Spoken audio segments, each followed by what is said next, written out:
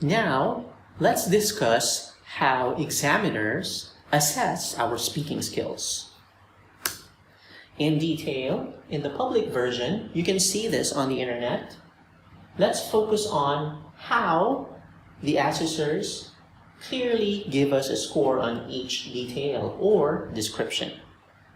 Here, for fluency and coherence, you can see that they want us to speak with rare repetition or self-correction, and any hesitation is content-related, not on grammar or vocabulary.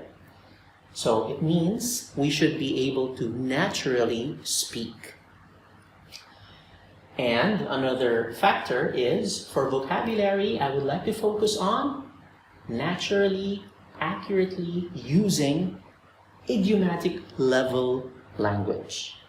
So idioms are very important, but it should be naturally used.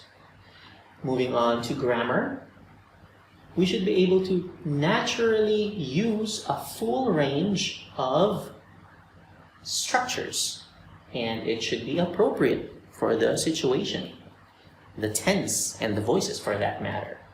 Finally, for pronunciation, there should be effortless skill. This is what I would like to highlight in speaking. As you can see, let's repeat. We have to have no hesitation as much as possible, naturally use words, and naturally use grammar, and finally, effortless in the way we pronounce and enunciate our thoughts.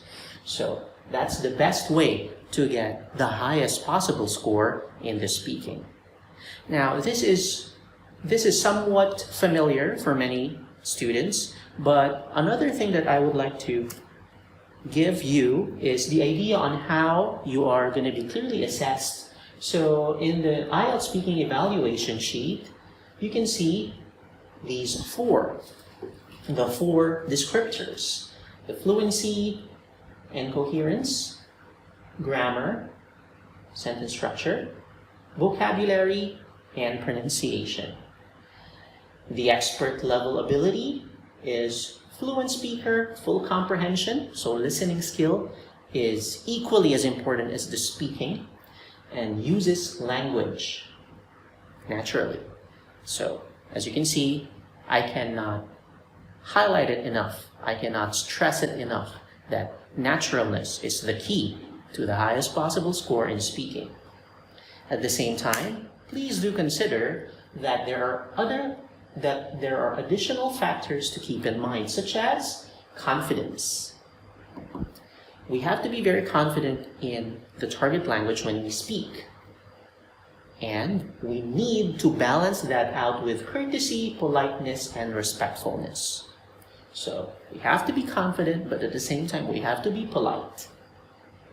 Moving on, social linguistics competence, also known as register language, and nowadays, simply put, the politically correct culture.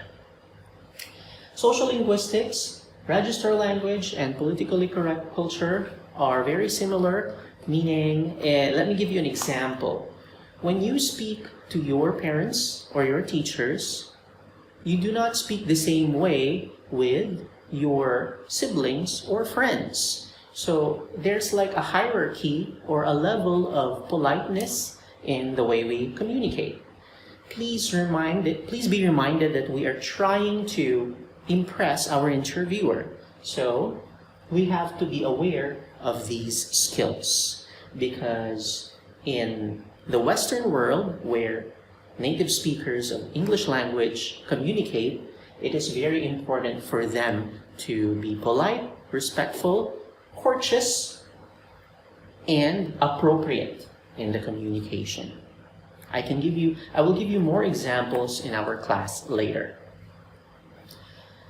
And let's move on to clarity for pronunciation. That is way more important than accent. Of course, having an American or British accent would be a great plus for many examinees or interviewees. However, nothing can beat clarity.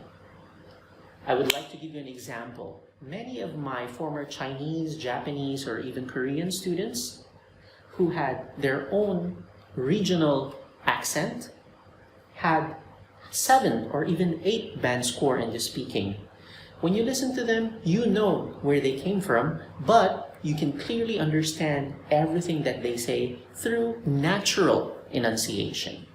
So I'm very proud of them, and I know many Vietnamese can do that too. Many Vietnamese are doing very well now. So congratulations.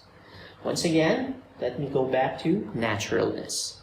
I cannot stress that enough, but we need to be as natural as possible through practice, through exposure, by having an English community or a conducive learning area.